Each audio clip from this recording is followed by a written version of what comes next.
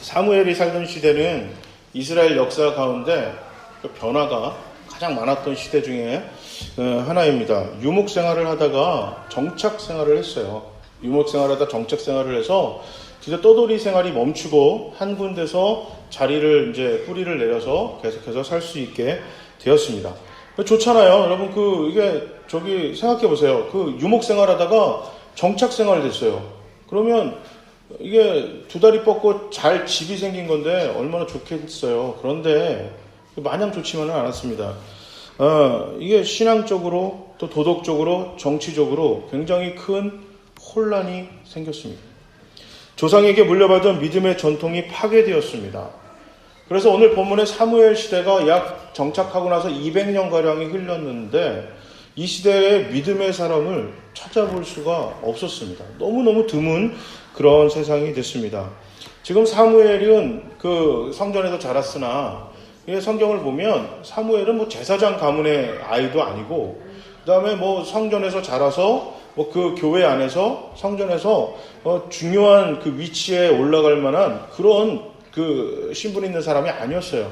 그러니까 지금 사무엘의 어머니가 한나가 아이를 못 낳았죠. 그 당시에 여성의 가장 큰 덕목이 그 남자아이를 낳는 거거든요. 근데 그 자녀를 못 낳으니까 굉장히 스트레스 받고 힘들어했단 말이에요. 그런데 하나님께 기도해서 아이를 낳아서 이 아이가 교회에서 성전에서 허드렛 일이라도 하게 해주세요라고 그래서 아이를 성전에서 살게 했단 말이에요. 그런데 당시 대제사장이 엘리 제사장이었는데 그 아들들과 제사장들이 얼마나 신앙들이 타락했냐면 이스라엘은 신앙 공동체고 그들이 하나님을 섬기는 사람들인데 이 사람들이 그 제사장들 지금 종교 지도자들이 너무너무 타락해서 아니 내가 당신들하고 이렇게 당신들 밑에서 이렇게 우리가 지도를 받고 그렇게 살 수가 없습니다.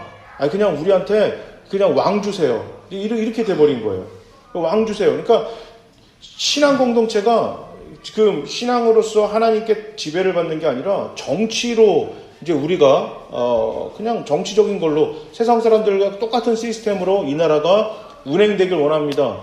그러니까 얼마나 타락했어야 도대체 그런 얘기를 들었을까라고 했을 때 그게 참 가슴 아픈 이야기거든요. 그런데 너무너무 감사한 건 사무엘이라는 믿음의 사람이 세워졌어요. 믿음이 바로 섰어요. 자, 지금 사무엘은 성경에 이름이 등장하고 또 우리가 선지자 중에 굉장히 훌륭하고 존경받을 만한 사람이라고 우리가 지금 평가하는 걸 알고 성경을 읽으니까 그냥 사무엘이라는 사람이 대단하고 위대하구나라고 보지만 우리가 기대하는 하나님의 나라가 하나님이 인도하시고 하나님이 일하시는 사역의 방법과 우리가 생각하는 것과는 많은 차이가 있어요. 사무엘은 좋은 스승도 없었습니다. 예전에 윗물이 맑아야 아랫물이 맑다고 그러는데 사무엘은 윗물이 너무 혼탁했어요. 오염돼도 더 이상 오염될 수가 없었는데 믿음으로 바로 섰어요. 야, 이거를 보면 믿음의 사람들은 내가 그래서 못했습니다. 그래서 이렇게 됐습니다가 아니라 그럼에도 불구하고 내가 하나님께 바로 섰습니다. 그럼에도 불구하고 내가 이걸 이겨냈습니다. 이런 사람들, 이런 믿음의 사람들을 통해서 하나님이 일하십니다. 그러니까 이게 뭐냐면 성경에 기록된 위대한 사람들이 있지만 실제로 하나님 나라가 역사하고 하나님 나라가 그 흐름이 오고 지금 여기까지 복음이 들어왔을 때는 성경에 기록되지도 않고 또 기독교 역사에 한 줄 이름 올라갔지 않지만 오늘 사무엘과 같이 믿음이 바로 서서 어떤 상황에서도 하나님을 붙들고 하나님의 말씀대로 열심히 살아가려고 노력하는 그 사람들, 그런 신앙의 믿음의 사람들의 하루하루가 모여서 지금 이 자리까지 복음이 들어온 거고 우리가 여기서 예배를 드릴 수 있는 것입니다. 자, 어쨌든 지금 이스라엘은 오늘 본문은 굉장히 믿음의 사람들, 믿음의 생활 방식이 완전히 없어져 버린 참 안타까운 그런 이제 시대가 도래했습니다. 이거를 믿음의 상실의 시대, 이 구약 성경에서 이제 앞으로 계속 믿음이 소멸되고 믿음이 사라진 시대가 계속해서 이어져 나갑니다. 자, 그 이유에 대해서 오늘 본문 3절에 잘 나와 있습니다. 제가 한번 읽겠습니다. 너희가 온전한 마음으로 주께 돌아오려거든 이방의 신들과 아스다롯 여신상들을 없애버리고 주께만 마음을 두고 그분만을 섬겨라. 그러면 주께서 너희를 블레셋 사람의 손에서 건져주실 것이다. 아멘. 지금 이스라엘이 타락한 이유가 하나님만 섬겨야 되는데 하나님도 섬긴 거예요. 이건 굉장히 큰 차이가 있습니다. 하나님만 섬기는 거랑 하나님도 섬기는 거는 이게 신앙의 공동체가 세워지고 믿음의 사람이 믿음대로 살 수 있느냐 없느냐의 가장 큰 갈림길에 서 있는 것입니다. 이스라엘은 이 아스도롯이라고 나온 여신은 누구냐면 아세라예요. 아세라와 바알을 섬기고 하나님을 버린 게 아닙니다. 하나님은 전쟁의 신으로, 그러니까 지금 우리가 말하면 경찰이에요. 경찰의 역할로서 그들은 믿었고, 바알과 아세라는 풍요의 신이거든요. 그러니까 돈벌이를 위해서는, 내가 부자가 되기 위해서는 바알과 아세라를 섬겼다는 것입니다. 그러니까 내가 소망을 걸어두는데 이 땅에서 안전하게 그냥 산다. 내가 도둑도 안 들어오고 그냥 이방 외국 사람들이 전쟁을 일으키지 않는 것을 위해서는 그 소망은 하나님께 걸어두고, 이 땅에서 좀 풍성하고 부자로 살기 위해서는 바알과 아세라의 삶의 방식을 선택한 거예요. 이것이 바로 우상입니다. 이걸 하나님이 싫어하세요. 그러니까 교회를 다니다가 나는 오늘부터 교회 안 나가고 절을 갈 겁니다. 나는 갑자기 이슬람을 교회를 따를 겁니다. 나는 힌두교를 따를 겁니다. 무슨 교회에 아예 안 나갈 겁니다. 이 이야기가 우리는 우상이라고 생각하는데 그게 아니고요. 하나님만 섬기지 못하게 만드는, 하나님만 섬기지 않는 모든 것이 다 우상입니다. 때로는 이게 십자가일 수도 있어요. 운전은 교통법규를 하나도 지키지 않으면서 그냥 차에 십자가만 달아놓으면 괜찮다고 생각하는 거예요. 때로는 교회 목사일 수도 있어요. 때로는 교회 전통일 수도 있어요. 교단일 수도 있고, 내 신앙의 방법이 우상이 될 때도 있습니다. 좋은 신앙의 서적이 우상이 될 때도 있어요. 하나님만 섬기지 못하게 만드는, 하나님을 올바로 바라보고 그분의 마음이 이 땅에 내 안으로 들어와서 내가 그분의 소망대로, 그 하나님의 마음대로 살아가는 것이 아니라 그냥 내 방식과 내 기대치만 걸어놓고 그 기대치가 하나님으로부터 이게 이루어진 것 같지 않으면 다른 쪽으로 이뤄낼 수 있으면 거기다가 기대며 살아가는 것이 신앙의 타락이고 믿음이 소멸되는 것이고, 그게 우상을 섬기며 살아가는 것입니다. 예를 들어 내가 걸어두었던 소망을, 하나님 앞에 소망을 걸어두는 거예요. 그런데 뭘 착각을 하냐면, 내가 강하게 내 소망을 하나님께 걸어두면 이게 믿음이 좋다고 착각하는 거예요. 내 소망이 강한 거지 믿음이 좋은 게 아니거든요. 믿음은 하나님 그분 자체를 신뢰하고 따르는 거지, 내 소망을 걸어두는 게 믿음이 아니에요. 소망은 내가 바라는 거예요. 내가 기대하는 거고요. 믿음은 그 소망의 결과를 하나님께 다 맡기는 겁니다. 그러니까 하나님께 맡기는 거예요. 그러니까 내가 강력하게 걸어뒀는데 하나님이 안 들어줄 수도 있어요. 그래도 믿음이라는 거는 그래도 하나님을 섬기고 따라가는 것입니다. 이게 믿음의 자세입니다. 자, 그 성경에 다니엘서에 보면 그 세 친구 사드락, 메삭, 아벳느고라는 세 인물이 등장해요. 그 동에 그 바벨론의 왕이 자기를 안 섬기면 불에 던져 죽을지도 모른다라고 협박했어요. 그 진짜 던질 준비를 하고 있었어요. 그랬더니 이 세 친구가 이렇게 고백합니다. 우리를 불길 속에서 하나님이 건져주실 겁니다. 이게 그들의 소망이죠. 소망이에요. 강력한 소망인데 그 다음이 믿음의 사람들이에요. 이건 믿음이 아니에요. 하나님이 우리를 불길 속에서 건져주실 겁니다 라는 것은 믿음이 아니라 그건 소망이에요. 근데 믿음은 뭐냐면 그 다음 거예요. 그러나 하나님이 그렇게 하지 않으시라도, 내가 불길 속에 다 죽더라도, 내 소망이 하나도 이루어지지 않더라도 나는 어떻게 하겠다? 우리는 하나님을 버릴 수 없습니다. 하나님을 따를 겁니다. 이게 믿음이에요. 그런데 우리는 불길 속에서 건져 주실 것이다를 믿음이라고 보는 거예요. 이건 소망이거든요. 자, 이렇게 했어요. 그래서 그들이 종살이를 벗어났고 가나안 땅의 정착민이 되고 싶은 강력한 소망이 하나님으로부터 이루어졌거든요. 그러다 보니까 소망이 이루어지는 것, 그리고 하나님 앞에 강력히 소망이 드는 걸 믿음의 척도로 보게 됐어요.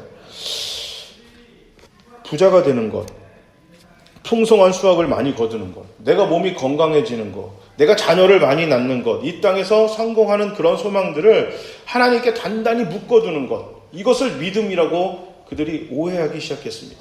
그래서 그들이 하나님께 걸어둔 소망이 무너져 내릴 때마다, 이루어지지 않을 때마다 그들의 믿음도 함께 잃어버렸습니다. 사라지고 가기 시작했습니다. 그래서 하나님보다 신통하다고 생각하는 그런 가나안의 신들을 따랐어요. 교회는 번영주의를 정말 조심하고 버려야 됩니다. 번영에 있어요. 예수님을 믿으면 하나님 병도 고쳐주시고 물질도 허락하십니다. 그러나 이거는 복의 한 종류고 그러실 수도 있고 그렇지 않을 수도 있어요. 그런데 교회를 잘 다니면 마치 부자가 되는 것처럼, 기도를 많이 하면 병이 낫는 것처럼, 뭐 어렸을 때부터 막 그렇게 막 그 하나님 앞에 막 그 아이를 위해서 1000번 제물을 드리면 아이가 막 좋은 대학에 가고 하는 것처럼 번영주의, 교회를 다니고 예수를 잘 믿으면 이 땅에서 성공하는 것처럼 이야기하는 번영주의는 이건 믿음이 아니라 이게 우상이고 이게 미신이에요. 교회를 다니는 사람보다 교회를 안 다니는 사람들의 부자들이 훨씬 많습니다. 우리 그 대기업 재벌들 있죠? 재벌들 중에서 예수 믿는 사람들 몇 명이나 되겠어요? 예수를 믿는다고 공식적으로 발표한 사람은 한 명밖에 없어요. 나머지는 뭐 다른 종교 섬기고 이렇게 뭐 그 교회 안 다니고 그런 사람들 대부분이거든요. 주변에 부자들 중에서 예수 잘 믿는 사람이 많던가요? 예수 안 믿는데 부자들이 더 많던가요? 그러니까 교회가 세상의 성공과 번영이 마치 하나님의 축복이고 그게 믿음의 척도라고 자꾸 강조하고 이야기를 하다 보니까 어떻게 되냐면 다른 데다가 소망을 살짝 걸어둬요. 내가 정직하지 못한 방법으로 돈을 벌고 그 다음에 이 땅에서 뭐 성공했어요. 자, 찝찝하잖아요. 그래서 내가 이게 신앙이 양심도 걸리고 이건 아닌 것 같아. 그러면 뭘로 하냐면 헌금으로 퉁치는 거예요. 저는 정말 그런 걸 봤어요. 예전에 미국에서 이제 우리나라 환율 문제가 있을 때 사업하시는 분들 중에서 환칙이라고 그러죠. 그러니까 가짜 회사를 만들어 놓고 한국에다가 미국 돈을 확 보내는 거예요. 회사가 진짜 없어요. 그래 놓고 그 환율로 해가지고 이익을 본 다음에 그러고 나서 그 돈으로 다시 떨어지면 더 달러를 많이 바꿔가지고 확 돈을 벌었어요. 그거는 사기거든요. 그렇게 해서 돈을 많이 버신 분이 있었단 말이에요. 그러니까 집사님들 중에 어떤 분이 그거에 대해서 알고 있는데 너무 가슴이 안 좋은 거예요. 근데 그분이 헌금을 많이 하면서 하나님이 도와주셔서 내가 이렇게 성공했노라고 그렇게 간증하고 볼 때마다 너무 시험이 드는 거예요. 여러분, 세상의 방법으로 가나안의 신들에게 기대갖고 성공한 다음에 찝찝하니까 하나님께 좋은 소와 양과 곡식을 바칩니다. 그래놓고 사람들이 생각합니다. 아, 내 믿음이 튼튼해졌구나. 하나님이 축복해줬구나. 그런데 그것마저 안 되면 야, 하나님이 무슨 소용이 있느냐? 하나님이 우리를 버렸나 보다. 사랑하지 않았나 보다. 야, 제가 가난하게 살고 몸이 아픈 거 보니까 하나님의 저주를 받았나 보다라는 잘못된 신앙관이 생기기 시작했습니다. 그걸 누가 했냐면 종교 지도자들, 당시의 신앙에 위대하다고 생각한 사람들이 그 일을 벌였어요. 너무 안타까운 일이잖아요. 세상적으로 성공했는데 어떻게 됐어요? 그게 성공한 것이 아니었어요. 그래서 사무엘은 위기에 처한 백성들의 필요나 요구에만 집중하지 않았어요. 물론 어려운 사람들을 위로했고 힘든 사람들을 위해서 기도해줬고 필요가 있다면 사무엘은 직접 굉장히 찾아가서 그 사람들의 필요를 채워주려고 노력은 했지만 거기에만 집중하지 않았습니다. 오늘 본문에 보면 지금 사람들을 다 모아놓고 너희가 필요에 의해서만 하나님을 찾는 것은 이건 믿음의 공동체가 하는 것이 아니다라고 강조하고 있어요. 야, 필요에 의해서 너가 하나님을 찾다 보니까 바알도 섬기고 아세라도 섬기는 거 아니냐. 그 필요를 채우기 위해서는 그러고 난 다음에 너희가 필요가 채워진 다음에서야 하나님을 찾아서 회개하는 게 무슨 소용이 있느냐. 애시당초 하나님을 믿고 하나님을 따를 생각이 없는데 혈연주의와 전통주의의 이스라엘의 공동체 12지파를 그것을 뛰어넘는 신앙의 공동체, 믿음의 공동체로 묶기 위해서 사무엘은 부단히도 힘썼습니다. 심지어 하나님이 아닌 인간의 왕을, 하나님이 왕이 아니라 인간의 왕이 달라는 그런 무리한 요구를 했었고, 그런 믿음이 그 바닥까지 떨어진 이스라엘 사람들을 포기하지 않고, 그래도 하나님의 믿음의 사람들 그 흐름으로 가게 하기 위해서 사무엘은 포기하지 않고 기도했고 그 사람들에게 희망을 풀었어요. 사무엘이 그렇게 할 수 있었던 건 사무엘의 마음이 온유하고 사무엘이 이스라엘에 대한 기대치가 높은 게 아니라 믿음이 바닥까지 떨어졌고 믿음이 상실된 시대인 사람일지라도 하나님이 그 사람들이 믿음의 사람이 돼서 다시금 세워질 수 있다라는 하나님이 그 이스라엘 사람들을 향한 그분의 믿음을 포기하지 않으셨기 때문입니다. 예수의 마음이 사무엘 마음이 되었기 때문에 사무엘도 포기할 수가 없었던 것입니다. 지금 대한민국 이 땅에서 기독교가 믿음의 상실의 시대를 살고 있지 않나 생각합니다. 기독교를 개독교라고 부르고요. 목사를 먹사라고 합니다. 교회를 다니는 것이 더 이상 뭐라고 그래야 되나요? 이렇게 회사나 직장이나 학교에서 사업하고 하는 데에 있어서 어떤 전혀 그 좋은 이야기를 못 들어요. 아무리 훌륭한 일을 했어도 저 사람이 기독교인이라는 것 때문에 욕먹는 시대가 돌아왔어요. 이거는 몇몇 목사, 몇몇 교회, 몇몇 위대한 유명한 사람이 잘못해서 이 일이 일어나는 게 아니고, 엄밀히 말하면 지금 내가 믿음의 사람으로 믿음의 능력을 상실한 채로 하루하루를 살아가고 있기 때문에 주변에 이렇게 교회가 많은데도 이 교회들이 믿음이 상실된 또 믿음의 그 능력을 없이 살아가는 그런 신앙인들과 교회가 많기 때문에 지금 이렇게까지 온 거예요. 그래도 너무 감사한 건요, 세상이 우리를 포기하지 않은 거예요. 이게 굉장히 아이러니한 얘기인데요. 세상이 교회를 포기했으면 욕할 이유도 없어요. 쟤네는 그냥 쟤네니까. 기대치가 없는 거니까. 그래도 세상이 여전히 교회에 기대치가 있다는 거는 우리가 누군지도 모르지만 이름도 모르지만 그러나 믿음의 사람들인 누군가가 아직 열심히 믿음을 가지고 하나님의 그리스도의 심장을 가지고 살아가고 있기 때문에 세상이 여전히 교회에 대한 기대치를 버리지 않고 있는 것입니다. 그리고 더 중요한 건 오늘 본문에 나왔던 그 이스라엘 사람들, 제사장들도 타락했고 백성들도 타락했고 누구나 다 타락한 시대에 그 사람들조차도 포기하지 않고 그들이 믿음으로 세워질 수 있다고 믿었던 그 하나님의 마음이 지금 우리에게도 동일하게 적용되고 있다는 것이 너무나 다행인 것이고 너무나 감사한 것입니다. 교회 안에서 교회가 변혁해야 된다. 우리가 다시금 믿음으로 세워져야 된다. 외부에서 교회가 돼야 해야 되지 않겠냐, 저게 뭐냐라고 그런 계속 책망의 소리와 지적이 돌아온다는 것은 우리에게 희망이 있다는 것입니다. 소망이 있는 것입니다. 믿음 안에서 모든 상황과 상관없이 조건에만 걸어놓는 믿음이 아니라 조건을 뛰어넘는 하루하루의 내 삶이 하나님을 붙드는 믿음의 전통과 올바른 믿음을 세워나가는 저와 여러분이 되시기를 바랍니다. 기독교가 여기 이 땅에 뿌리 내린 지 한 100년 된 것 같아요. 100년 좀 넘었죠. 2000년 기독교 역사에 비하면 너무나 짧습니다. 그럼에도 불구하고요, 20세기 들어서 선교사를 가장 많이 파송하는 나라가 우리나라가 됐어요.